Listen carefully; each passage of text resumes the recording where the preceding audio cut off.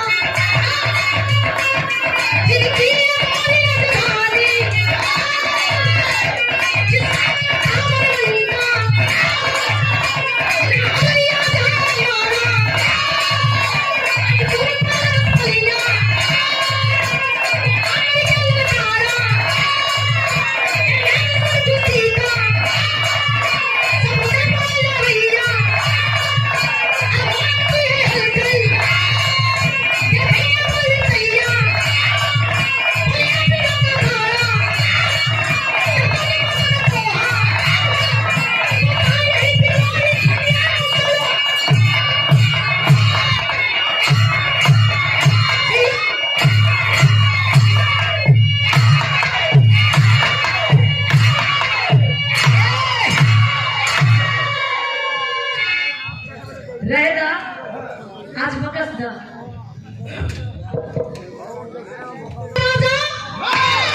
जिसका पट्टा मौलागित का पट्टा बनवासी बलवंता आकर के हुंकार भर दिया।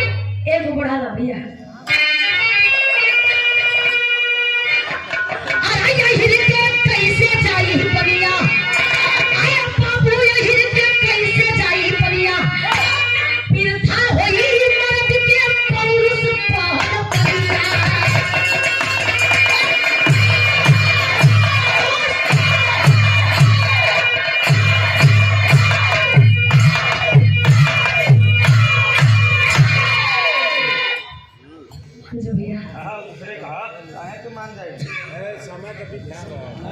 बाबू आखिरकार माई बन सकती के याद करत हो बिरलोरी।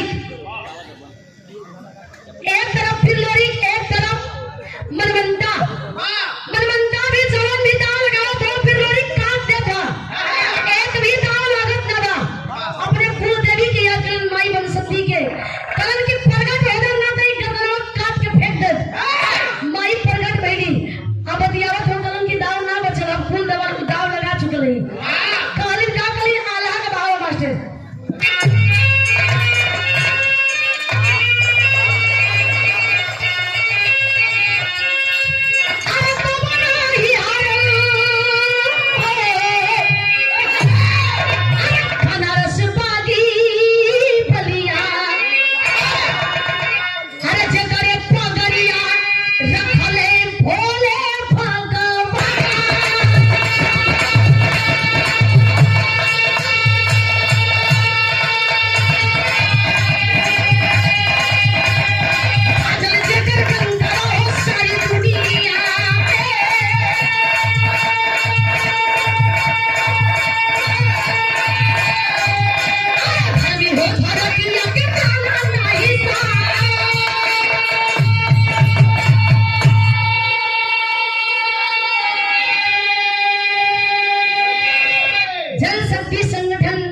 राष्ट्रीय अध्यक्ष बलदाऊ यादव जी, आप हमने महानुभाव जी के द्वारा ये 200 रुपए दे करके हौसला बुलंद किया गया। बहुत बहुत प्रणाम। ए भैया हर पहलवान आके दाव पेच लगा के चल गइलन। दाव पेच लगा के पहलवान निकल गइलन। फिर लोरिक भी अपन दाव लगावन, लेकिन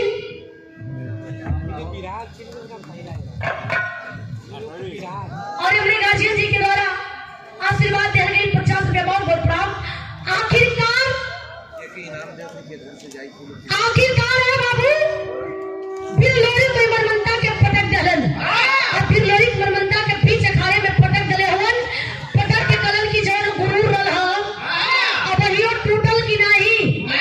मोलागित के भी गुरूर टूटल, पहाड़ भी टूटल। तो काशी में राजा यह सम्मान करत हवन। कैसे सम्मान करत हवन? खड़ी कलाई हो।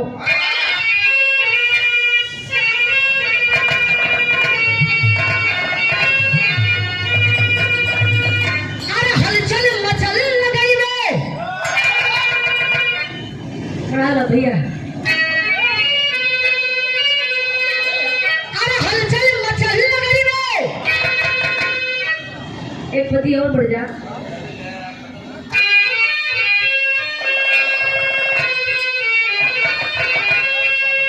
अरे हलचल मचल नगरी में। एक और बढ़ जा। बड़ा भैया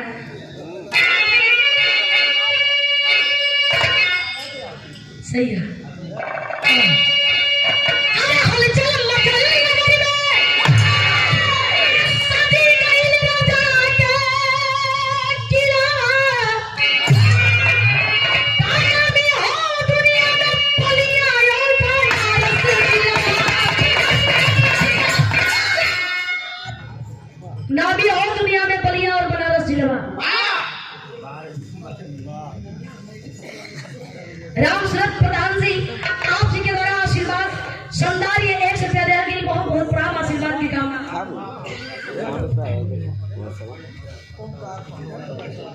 ओमकार पहलवान जी एक पति और बड़े आशीर्वाद देने के लिए 200 रुपया। बहुत बहुत प्रणाम। बढ़ा लो भैया। पवन पहलवान जी स्वर्गीय मनमोहन पहलवान जी के पुत्र 100 रुपया दे के सम्मान के लिए बहुत बहुत प्रणाम। आशीर्वाद की कामना।